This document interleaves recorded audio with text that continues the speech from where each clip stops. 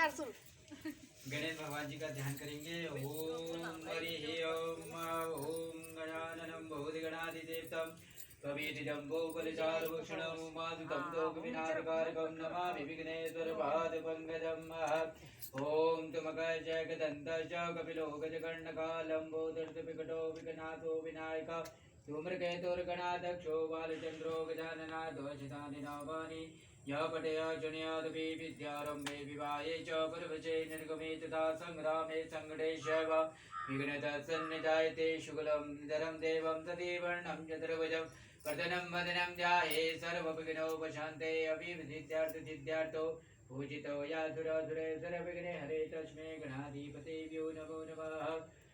ओम गजाननं भूतगणाधिसेवितं कपितजम्बोफलचारुभक्षणम् उमासुतं लोकविनाशकारकं नमामि विघ्नेश्वरपादपङ्कजं। ओम वक्रतुण्ड महाकाय सूर्यकोटि समप्रभा निर्विघ्नं कुरु मे देव सर्वकार्येषु सर्वदा। ओम गंगणपतये नमो नमः। ओम एक साहूकार के साथ लड़के और लड़की थी। सेठानी सहित उसकी बहू और बेटी ने करवा चौथ का व्रत रखा था। रात्रि को साहूकार के लड़के भोजन करने लगे तो उन्होंने अपनी बहन से भोजन करने के लिए कहा।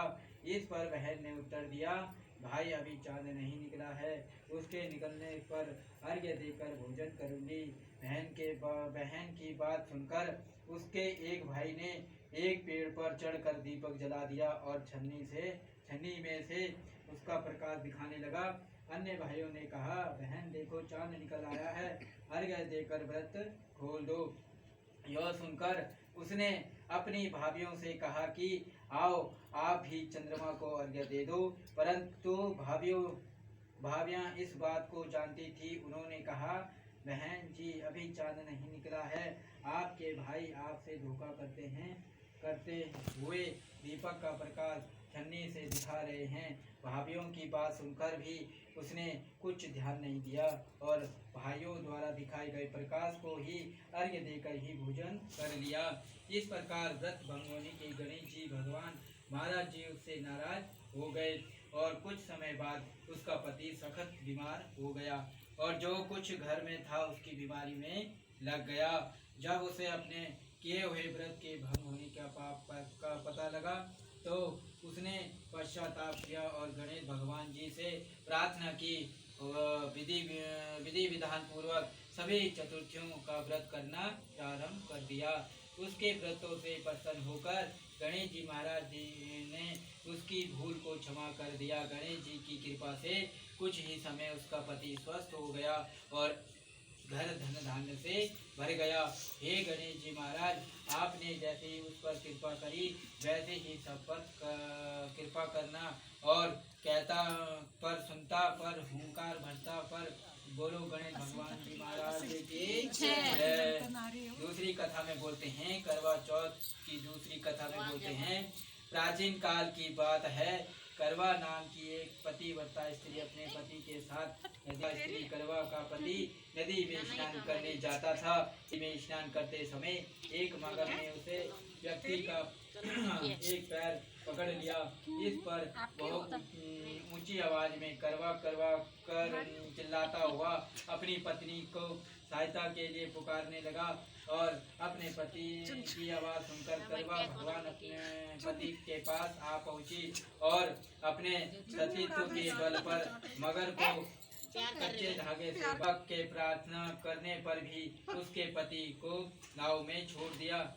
पति को न छोड़ा। अपने पति की प्राण रक्षक हेतु करवा यमराज ने यहाँ जहाँ पहुंची और यमराज से बोली, हे प्रभु, एक मगर ने नदी के जल में मेरे पति का पैर पकड़ लिया है और उस मगर को मेरे पति का पैर पकड़ने के अपराध में मारकर आप अपनी शक्ति से उसे नरक में ले जाओ।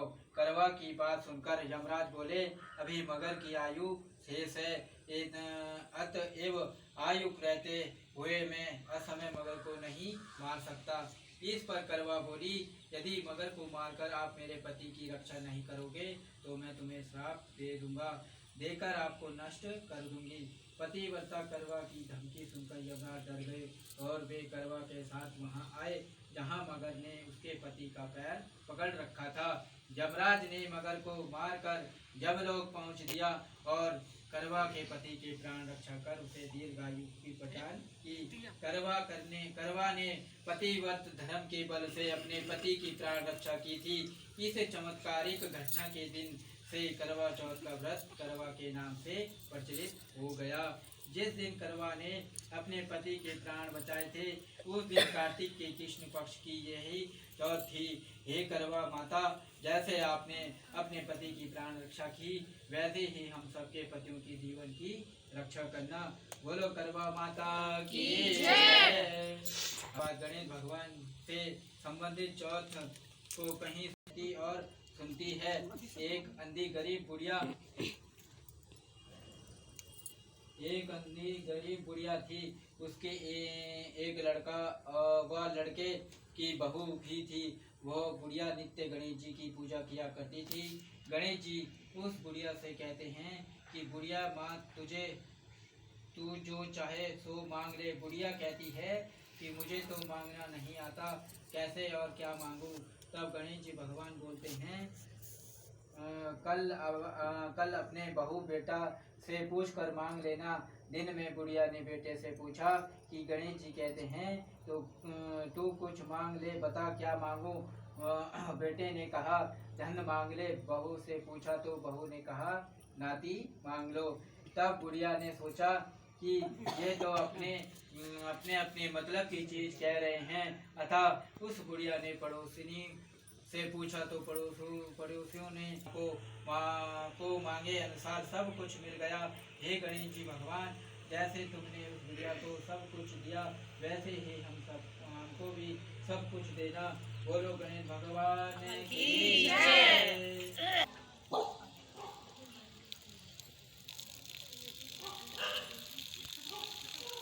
आजा निक्की।